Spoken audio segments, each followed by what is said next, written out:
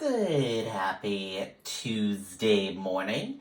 It's Tuesday, January 30th, 2024.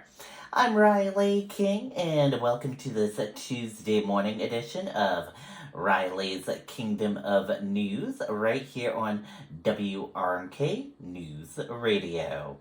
We have a jam-packed program to get to this Tuesday, so let's get started right now. Happy Tuesday, everyone, and thank you for tuning in to Riley's Kingdom of News right here on WRMK News Radio. And as always, if you like to weigh in on any stories and send in your opinions and thoughts on any stories and matters, you can do that by emailing us at rknetwork1995@gmail.com. That's what you can do. Let's get started right now. First, let's talk about some traffic. I know a lot of traffic issues were happening today due to icy roads and icy conditions. We can tell you a couple of delays of 3 minutes and delays increasing on I-93 northbound between I-93 Everett Turnpike and exit 13 and US 3 Manchester Street. There is an incident. Right lane is closed due to a crash on I-93 southbound between exit 8 Wellington Road and exit 67 New Hampshire 101. And also there is another incident, crash on Frontage Road in Columbia Road.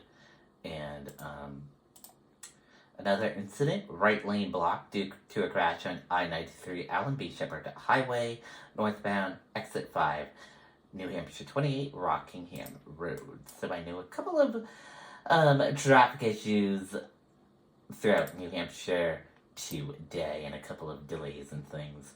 Crash shuts down part of Interstate 93 due to icy conditions were leading to crashes on the road all across the state this morning. So yeah, if you are driving out, be prepared. Things should get a little better, hopefully.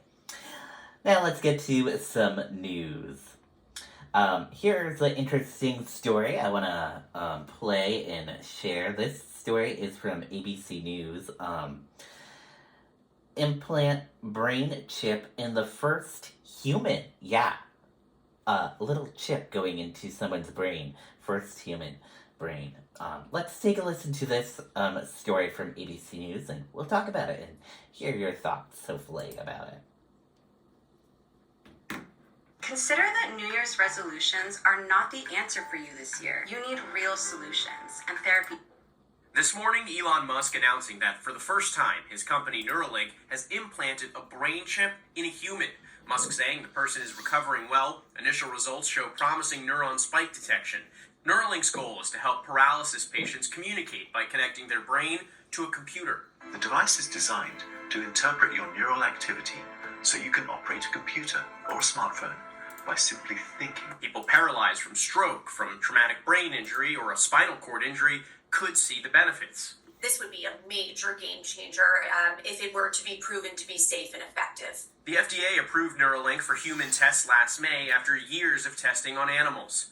Here's one electrode on one thread that when we stimulate causes a flexion movement of the leg. The company demonstrated the ability of its implants to stimulate movement. As you can see, Pager is amazingly good at mind pong.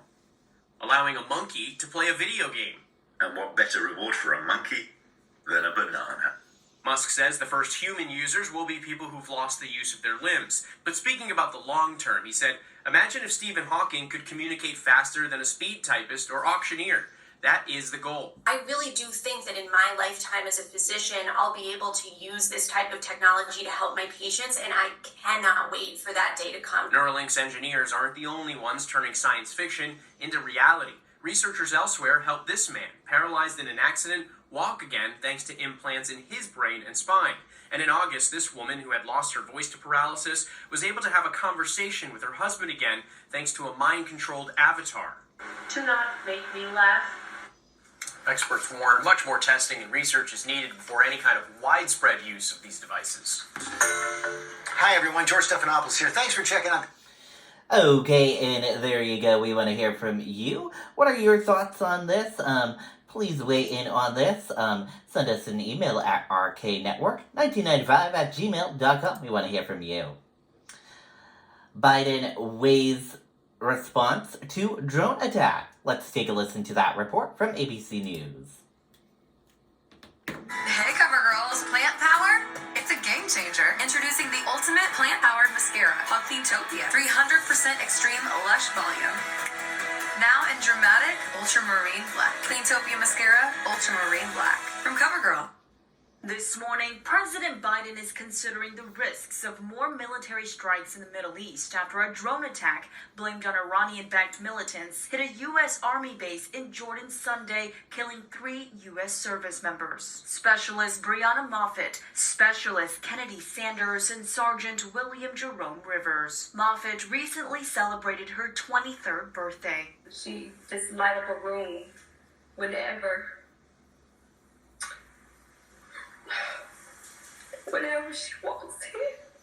William Jerome Rivers was 46. He earned a National Defense Service Medal after serving in Iraq in 2018. And Kennedy Sanders was 24. Her family says her personality was contagious. Even though her time was short on Earth, she lived her life to the fullest, and she enjoyed her life.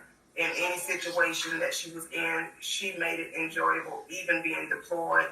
One factor that could play into the White House's response is how the drone attack unfolded Sunday. A senior official says the working theory is that the attack drone made it through the base's air defense system because it may have been mistaken for a U.S. surveillance drone. President Biden met yesterday with his national security team after promising to retaliate. The response is not likely to be one big show of force against these militants. Secretary of State Antony Blinken saying it could be multi-leveled, come in stages, and be sustained over time. U.S. forces in the region have come under attack at least 165 times since the start of Israel's war against Hamas. The U.S. military has responded with airstrikes against Iranian-backed militants in Iraq and Yemen. As for striking inside Iran, a senior U.S. official says Biden has deep misgivings, fearing the conflict could further escalate.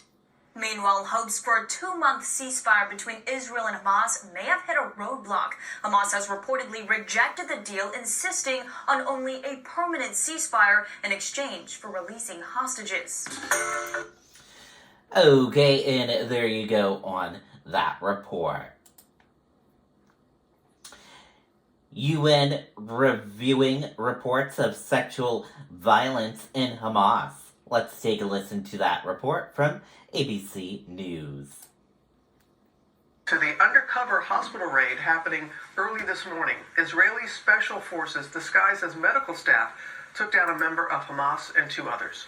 Our foreign correspondent James Longman has the details from Israel. Good morning, James.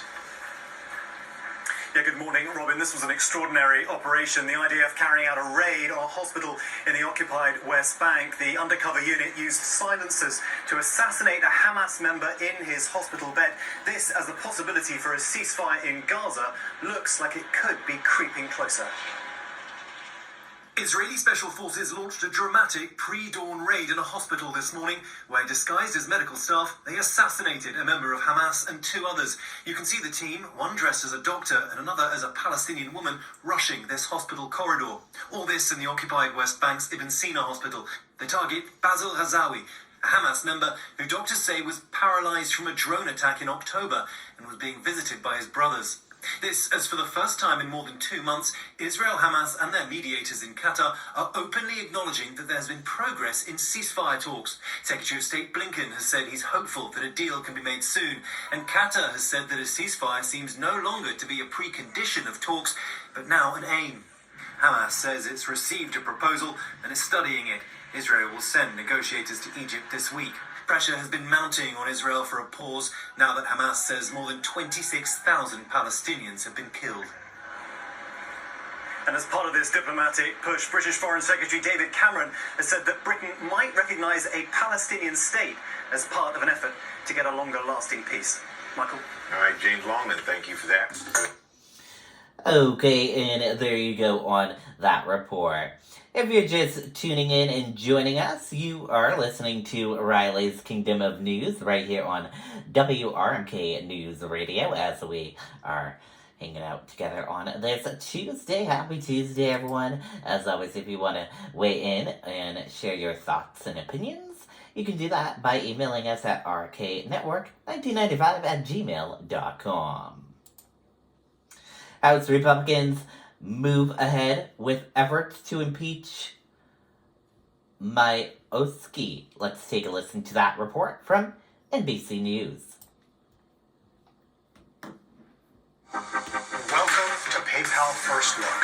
We are on a mission to revolutionize commerce.